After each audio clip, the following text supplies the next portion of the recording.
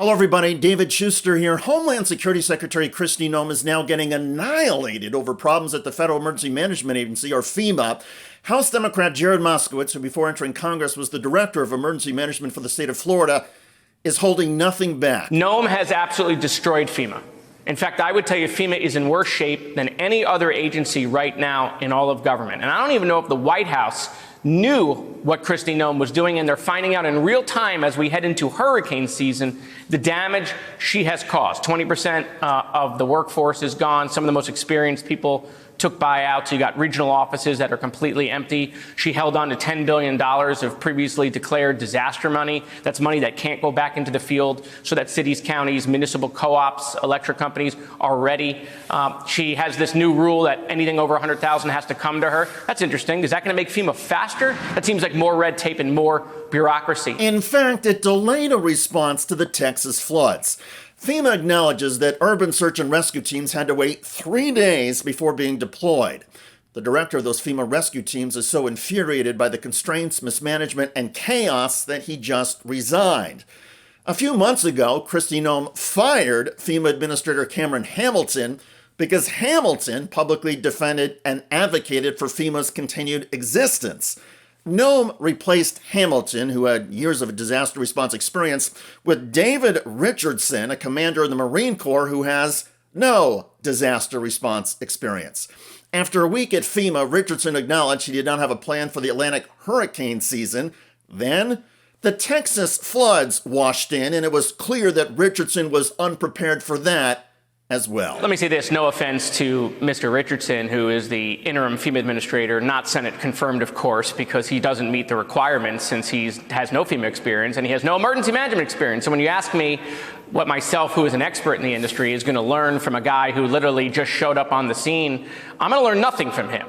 I mean, he's had 8 prep sessions. They've been trying to give him all this information that he knows nothing about. They didn't even take, the president and the secretary didn't even take the FEMA administrator with them to Texas, something that is unheard of, never seen before in disaster response, especially a disaster of this size. What happened in Texas is just an unimaginable tragedy. In the wake of that tragedy, a House committee recently summoned FEMA Administrator David Richardson to Capitol Hill. At a hearing on improving disaster response, Richardson was unable to answer if FEMA would even exist in the future. Watch this exchange with California Democrat John Garamendi. Can you commit to us today that FEMA will exist in the future, will be able to carry out its functions under the law and under the needs of this nation? Or do you not know? Thank you for the question. What I could commit to is that the president wants a better emergency management for the American people, and that's a noble goal. The president's a noble man, and that's what he wants. He wants a better emergency management capability. Does that mean FEMA is gone and there'll be something new and different? So in his wisdom, and with Secretary Noem and Secretary Hegseth's guide, the president has appointed a FEMA council, okay, that are going to give him recommendations. So the answer is blowing in the wind. We do not know, and you cannot confirm that it is the policy of the administration to maintain FEMA. I understand that. There is a growing consensus on Capitol Hill and across state and local disaster assistance organizations that Kristi Noem's shredding of FEMA is by design. The idea is that if FEMA is dismantled and becomes increasingly incapable of meeting disaster response needs, Kristi Noem and Donald Trump can then point to that inadequacy as a justification for eliminating FEMA entirely. And then what she's going to say after she's done this destruction in the agency? We told you so. We told you FEMA was broken. Look, FEMA needed reform. The emergency management industry has always known that. Okay, there's lots of reform ideas. I have several that I filed bills here. They're bipartisan with Republicans across the aisle.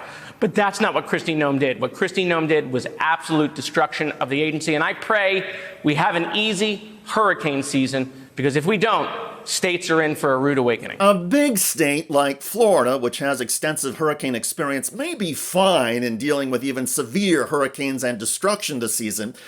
But states like Mississippi, Alabama, and Louisiana don't have the same state resources or finances. Still, the Trump administration seems determined to shift more responsibility to the states for disaster warnings, rescue, and recovery operations.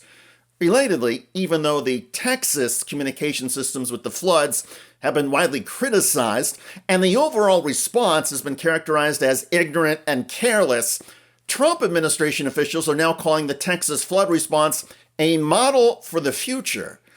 In other words, the government reaction to disasters will no longer be measured by effectiveness or lives saved. It will be measured only by whether the response came from local and state resources instead of the federal government.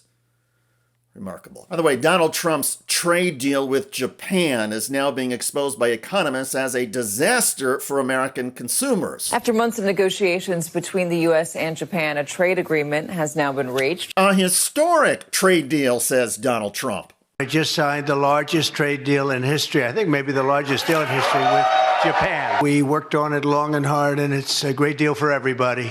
Actually, it's only a good deal for Americans who are ignorant, like Trump. Okay, so this is how you fool a president who doesn't understand economics into thinking he's won something. Check out that story at the link below. I'm David Shuster. Thanks for joining us.